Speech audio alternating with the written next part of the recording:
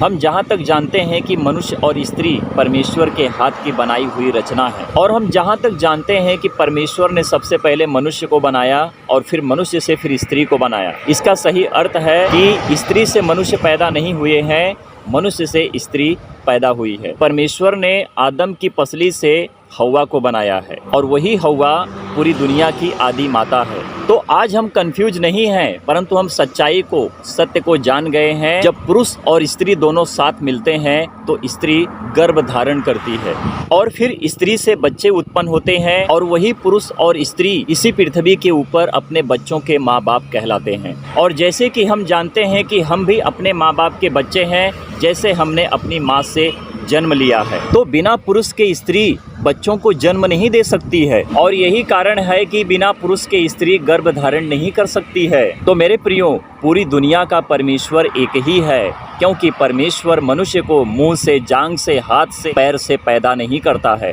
तो मनुष्य और स्त्री और पूरी सृष्टि परमेश्वर के हाथ की बनाई हुई कठपुतली है, जिसे कहते हैं कि हम परमेश्वर की रचना है। क्योंकि परमेश्वर का वचन इसी पृथ्वी के ऊपर स्त्री के पेट से देह को धारण किया था, क्योंकि परमेश्वर का सत्य वचन प्रभु यीशु मसीह है और प्रभु यीशु मसीह का इस पृथ्वी का कोई मनुष्य बाप नहीं है, क्योंकि प्रभु यीशु मसीह कुमारी स्त्री से देह को धारण यानी कि उत्पन्न हुए थे।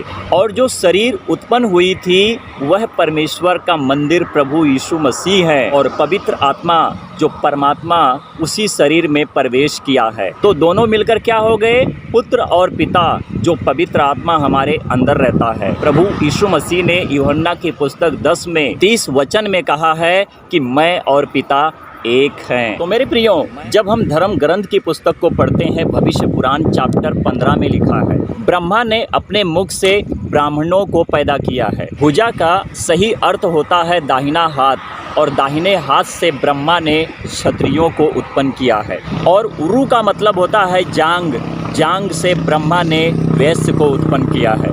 चरण का सही अर्थ होता है पैर, पैर से ब्रह्मा ने शूद्रों को उत्पन्न किया है। तो अनुमान लगाकर देखो बाकी के धर्म के लोग कैसे पैदा हुए हैं। तो मेरे प्रियो, सही रीति से बताइए कि कौन सा रास्ता सही है और किस रास्ते पर हमें चलना चाहिए। ब्रह्मा ने जिस तरह से लोगों को पैदा किया है, क्या वह सही है, या फिर परमेश्वर ने जो मनुष्य और स्त्री को मिट्टी से बनाकर उनको उत्पन्न किया, उनके नथनों में जीवन का श्वास फूंका और वह जीवित प्राणी हो गए, क्या वह सही है? तो पूरी दुनिया का एक ही परमेश्वर है। जिस तरह से बाइबल हमें गवाही देता है, हम सच्चाई को जानने की कोशिश करते हैं और सच की बात बोलते हैं। और मनुष्य और स्त्री को, पूरी सृष्टि को बनाने वाला एक ही परमेश्वर है। परमेश्वर किसी को भी ना तो मुंह से, ना तो हाथ से, ना तो जांग से, ना तो पैर से पैदा करता है, और हम उस परमेश्वर की सच्ची महिमा और उसकी इबादत करते हैं। परमेश्वर की महिमा हो।